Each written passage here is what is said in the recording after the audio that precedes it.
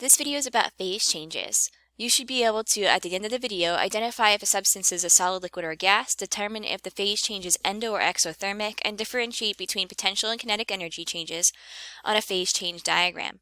So let's go through the phases as review first.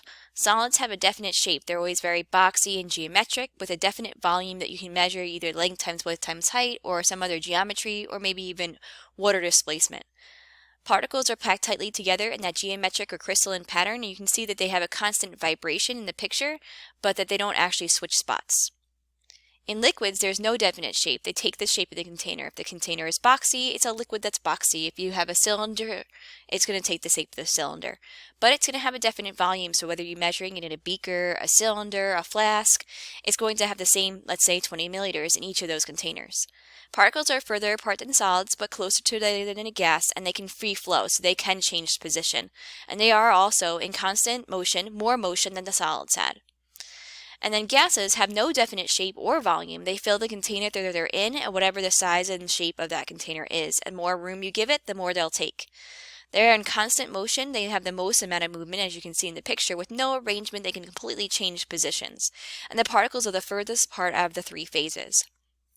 There is a force that holds the particles together, which we're going to have to dive deeper into later, but we're assuming that the solids have the strongest force of attraction because there's something that's keeping each particle in their specific location.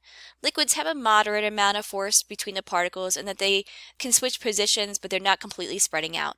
And we said in the last chapter that gases have the weakest force of attraction. They shouldn't attract each other at all. So whereas solids might have a magnetic type of property, gases would not. The phase changes that we talked about in earlier classes is how you can change from a solid to liquid or liquid to gas or vice versa. So you should know these names, and if you don't know them, write them down. That a solid to a liquid is melting, a liquid to a gas is evaporation, vaporization, or sometimes referred to as the boiling point, the temperature at which they change to evaporation. And if you go straight from a solid to a gas, that's called sublimation, and that's one that you might have to write down. Solid to gas is sublimation. It skips the phase and it just goes right to gas.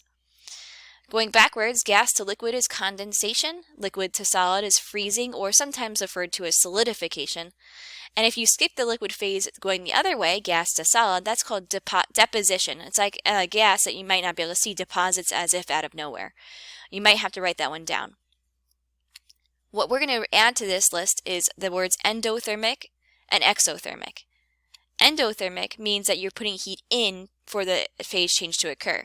So if you're going from a solid that's cold to a liquid that's medium to a gas that's hot, or straight from a solid to a gas, that's adding heat and it's endothermic.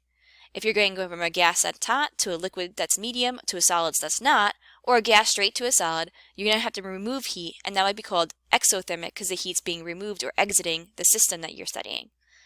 So again, the way that we're going to write this is if it's endothermic, the heat's going to be before an arrow. So there's going to be a particle that has a solid phase, heat's going to be added to make it a liquid phase, or liquid, heat added to make it a gas phase, or maybe sublimation, solid, heat added to make it a gas phase. So the arrow is the making or yielding.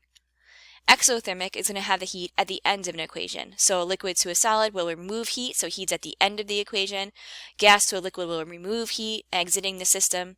And gas to solid will remove heat, exiting the system after the arrow. So be aware that heat before the arrow is in and after the arrow is out, exiting.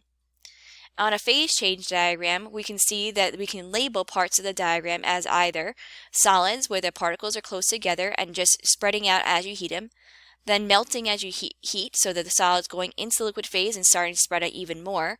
Liquids that remain spread out and just move more on this space. Boiling, where the liquid's turning into a gas, and then gas completely out. So that would be a heat curve if you're reading it from left to right. It would be considered a cooling curve if you read it from right to left.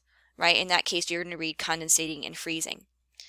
At this point, you should be able to identify if a solid, liquid, or gas is present, determine if the phase change is endo or exothermic, and differentiate between potential and kinetic energies that would do that on a phase change diagram.